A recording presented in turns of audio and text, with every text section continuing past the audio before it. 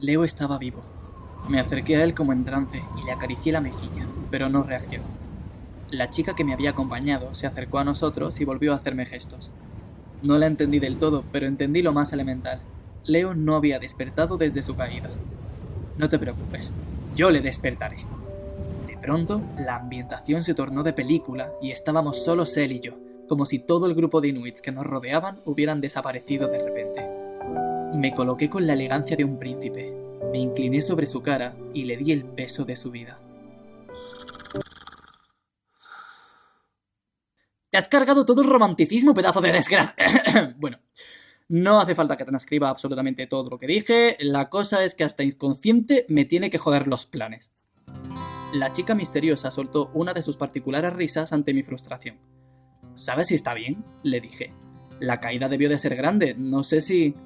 Ella afirmó con la cabeza, o sea que me había entendido, y volvió a hacer muchos gestos muy rápido, como si quisiera explicarme muchas cosas y no diera abasto. Más lento, no te voy a entender. Dice que fueron las corrientes. Habló un inuit muy mayor, quizá el más anciano de todos los presentes.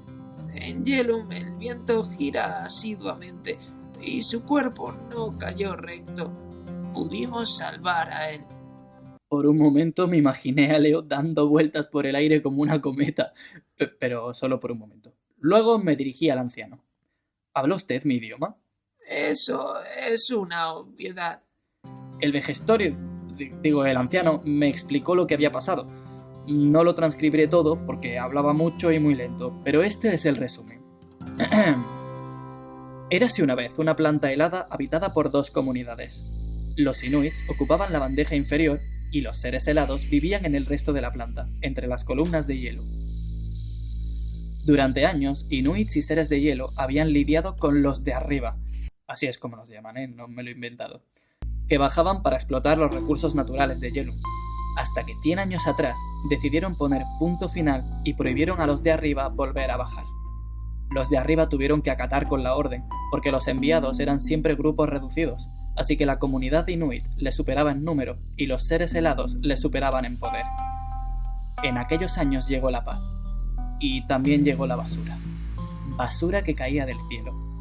Hasta entonces el santo vacío se había respetado a rajatabla, pero la evolución de algunas plantas hacía que generaran muchos residuos que sus habitantes no podían gestionar, así que los altos cargos hicieron la vista gorda y lanzaron sus desechos al vacío. Claro, que ellos pensaban que todo eso caería al infinito, pero la realidad es que caía a la bandeja sobre la que descansaba el nivel de hielo. La comunidad inuit reutilizó gran parte de los materiales que caían a la bandeja, pero la basura se seguía acumulando.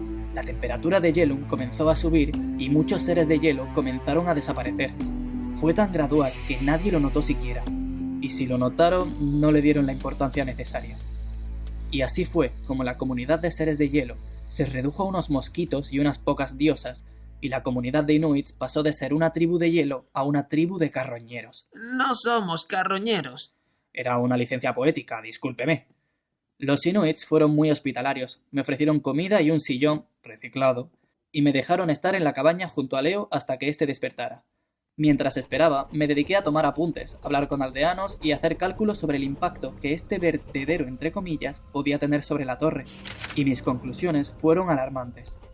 La chica me vio tan afligido que se acercó a preguntarme qué ocurre, en aquel lenguaje de signos que poco a poco empezaba a comprender. Tragué saliva antes de responder. Toda la torre está en peligro.